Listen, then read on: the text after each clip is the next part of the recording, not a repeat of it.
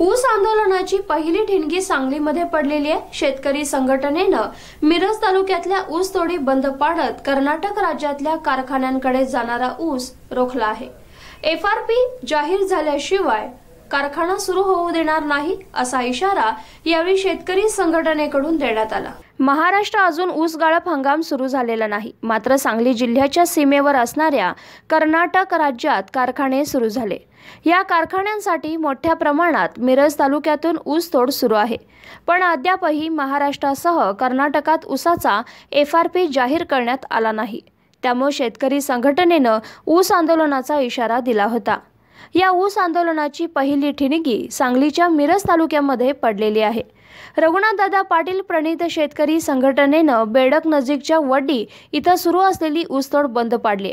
शेतकरी संघटनेचे ज्येष्ठ नेते महादेव अण्णा कोरे यांच्या नेतृत्वाखाली शेतकरी संघटनेच्या कार्यकर्त्यांनी ऊसाच्या फडात जाऊन ऊसतोड बंद पाडत तोडणी मजुरांना पेटावून लावले।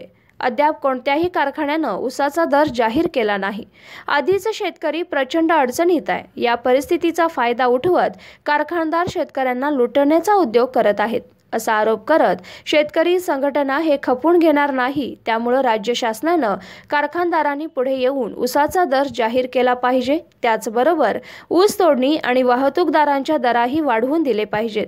शेतकऱ्यांच्या ऊसाला 4,000 रुपये FRP जाहीर करावा, अन्यथा एकही साखर कारखाना सुरू होऊ देणार नाही असा इशारा यावेळी शेतकरी संघटनेकडून देण्यात आलाय।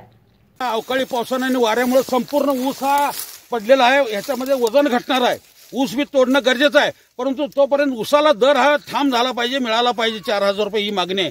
कागवाडचा कारखाना येऊन इथं शेतकऱ्यांना फसवणूक करून तुम्हाला दर देतो म्हणून सांगून ऊस तोडत आहे। त्यासाठी आम्ही वड्डी इथे हिंगमिरे यांची तोड बंद पाडली, कारण कारखाने असे फसवणूक करतात। यांनी गाळप परवाना घेतलेला नाही। गेल्या वर्षाचे ऊसाचं बिलही त्यांच्याकडे राहिलंय, तोपर्यंत इथं ऊस शेतकऱ्याला फसवून ऊस तोडालेत। आणि हे जर ऊस पडलाय, शेतकऱ्याचं जे भयानक नुकसान झालंय, हे ताबडतोब शेतकऱ्याला पैसे मिळाले पाहिजेत। ह्यासाठी आम्ही आंदोलन चालू आहे। तर उद्योगाला लागणारी साखर ही 80% आहे, 20% ही घरगुती लागते। घरगुती साखर भरे तुम्ही रेशनिंगला फुकट द्या, परंतु 80% साखर ही कोल्ड्रिंक, स्वीट्स, मेडिकल यासाठी त्याचा 100 रुपये दर करा, म्हणजे कारखाने बी फायदे देतील आणि शेतकरी फायदे देतील। कुठलेही स्वीट्स घ्या 200, 250, 300 रुपये आहे। इथं बसाबाचा पेढा 430 रुपये किलो आहे। अर्धा किलो खवा, अर्धा किलो साखर घातली की 1 किलो पेढा तयार झाला। एकीकडे ऊस पडलाय, एकीकडे तुम्ही आंदोलनाची घोषणा केल्या। ही मदत मिळण्यासाठी तुम्ही काय पाठपुरावा करणार? हे मदत करण्यासाठी आम्ही कलेक्टरकडे जाऊन धरणे धरणार आहे। ताबडतोब उद्यापासून पंचनामे चालू झाले पाहिजेत आणि शेतकऱ्याला जागेवर पैसे दिले पाहिजेत। यासाठी आंदोलन आम्ही तीव्र करणार आहोत। आज काय केलं तुम्ही? आज इथं वड्डी इथे हिंगमिरेच्या ऊसातून तोड बंद पडली, कारण ह्या कारखान्यानं गाळप परवाना घेतला नाही। गेल्या वर्षीचं बिलही अजून अदा केलेलं नाही। त्यासाठी ह्या कारखान्याला बंद पाडून यांनी ज्यावेळी आम्हाला लेखी देतील की 4,000 रुपये टनाला आणि गेल्या वर्षीचं बिल देऊ, त्याच वेळी आम्ही ऊसतोड चालू करू, नाही तर चालू करून देणार नाही। सगळीकडचे बंद पडणार? हो, सगळीकडचे बंद पडणार। कुठल्याही कारखान्याला त्याच्या कारखान्यापर्यंत एक कांड देखील ऊसाचं जाऊ देणार नाही, याच्यावर ठाम आम्ही आहे। ही रघुनाथदादा प्रणित संघटना आहे। खाली ऊसतोड सुरू झालंय माहिती आहे? हो, माहित आहे। ते जाऊन तो आम्ही आता बंद पाडणार।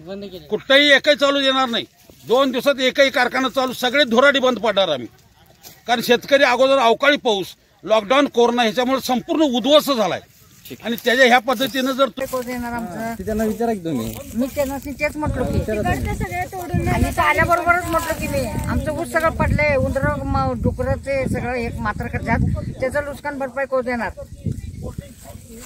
तोडू नका तर तोडू नका, आमचं नुकसान भरपाई द्या मग करून। तुम्ही विचारा, तुम्ही माल तुमचा आहे ना, त्यांना विचारा ह्याची भरपाई कोण देणार आहे? मग त्यांना तेच म्हटलं की आल्याबरोबर त्याचा गप्पस म्हटलं त्यांनी गप्पस विचारा तुम्ही त्यांनी बोलू द्यात, मग सांगतो की त्यांना काय चालू